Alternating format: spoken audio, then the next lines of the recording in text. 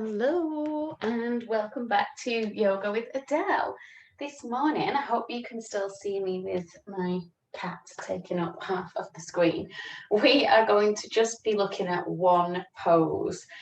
So if you're new to the practice and you haven't done much yoga before, then this series is going to help you to just understand the elements of a certain pose as we dig deeper into these specific poses.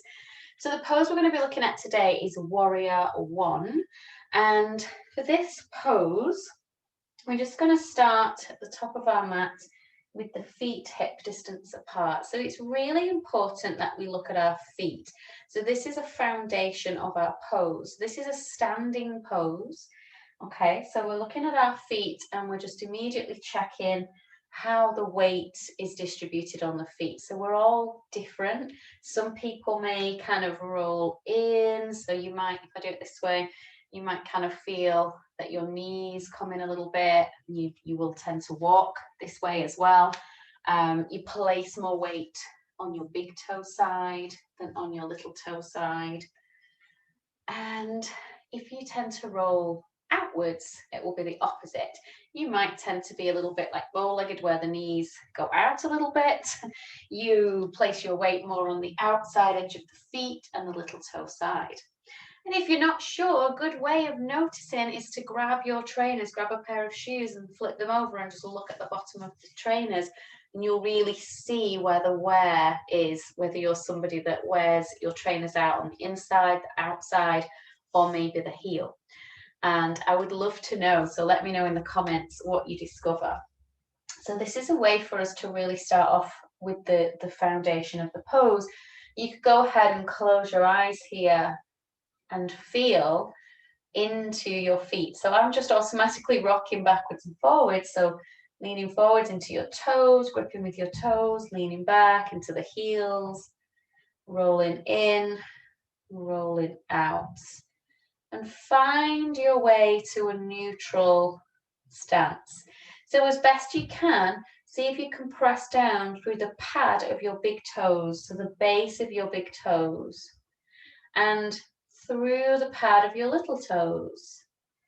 So my toes are lifted. I'm kind of pressing into the base of the big toe, the base of the little toe, and then the heels. So I'm making a triangle with my foot.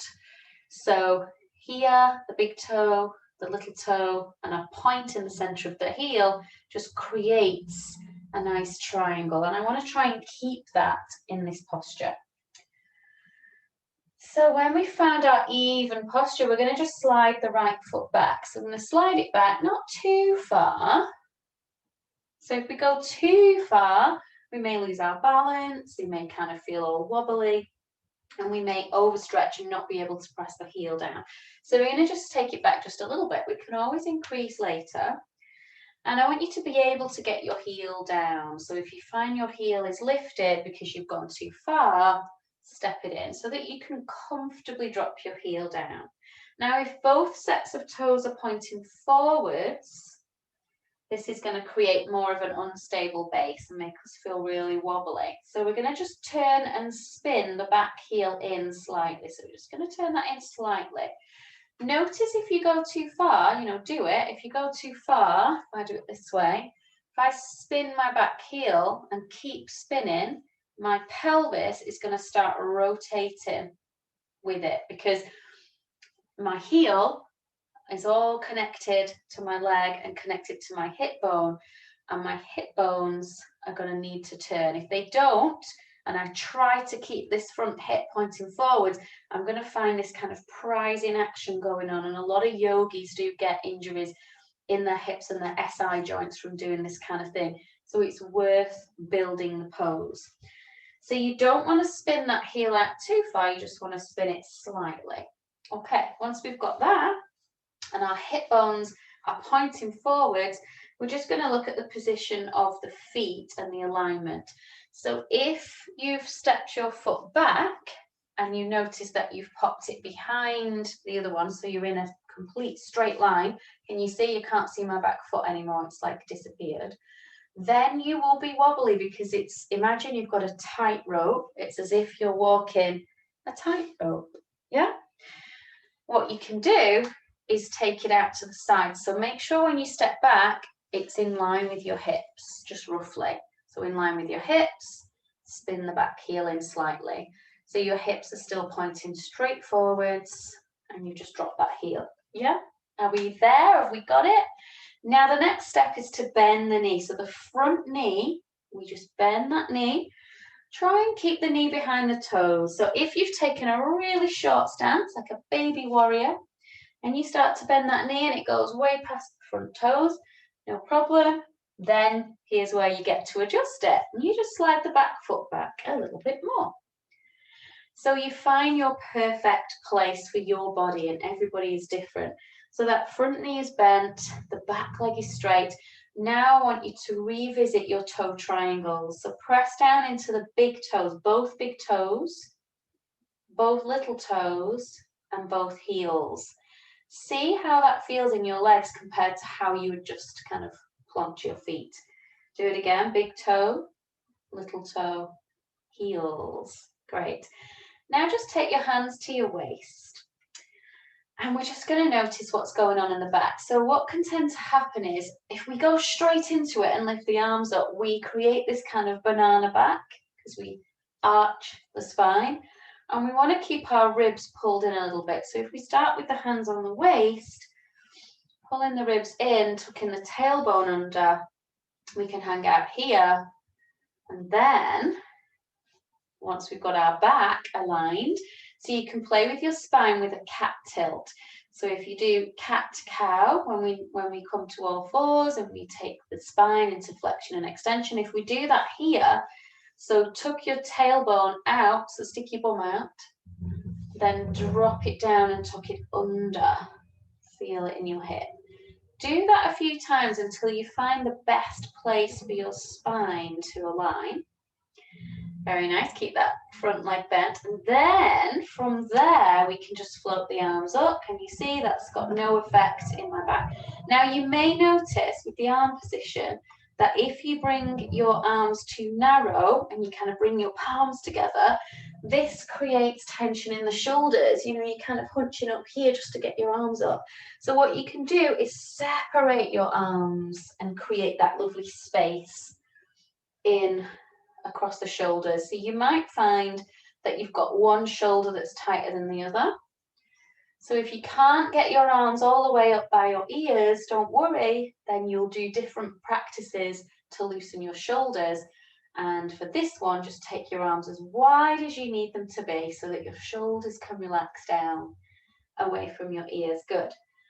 Let's take a breath out. We've been holding this side for quite a while. Step it forwards and just shake out that foot.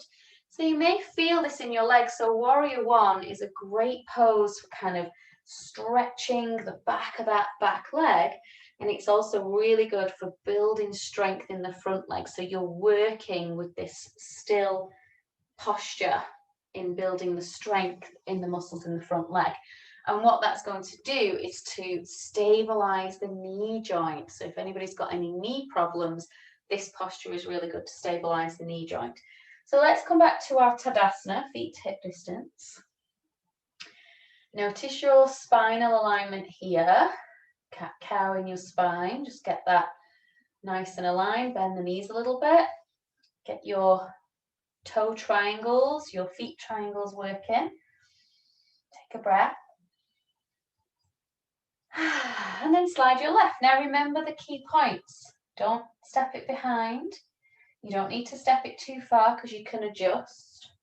Spin your back heel in, but not too far so that your pelvis rotates. So just a little bit. And then bend that front knee. So warrior pose is also very grounding. So it's a really good one to work with our root chakra. It's very, very grounding, good for building that stability and that sense of safety and security, you know, anchoring everything to do with your root chakra. So just bending that front knee again, keeping it behind the toes, pressing the back heel down, working in your toe triangles, so pressing your big toes, the base of the big toe, the base of the little toe, and the heel. Make sure you can relax and wiggle the front toes. And then checking in with your spine, a little bit of a cat-cow tilt. Get your spine aligned, pull the ribs in a little bit. And then it's up to you. You can keep your hands down if that helps you to relax the shoulders and the neck, or you can begin to float them up. And remember, if you need that distance, you can imagine you're holding a huge kind of exercise ball here in between your hands, or your arms may be more close together if your shoulders allow. It's a good one if you're wanting to do things like handstand practice, to work on your range of motion in your shoulders. You could also do some movement in the hands, like breathing in as you take the hands up and breathing out as you kind of float the fingers down. So you could do some movement here, breathing in as you take the arms back up and breathing out as you bring the palms together. So there's different movements you could do with your arms just to help relieve any tension in the shoulders.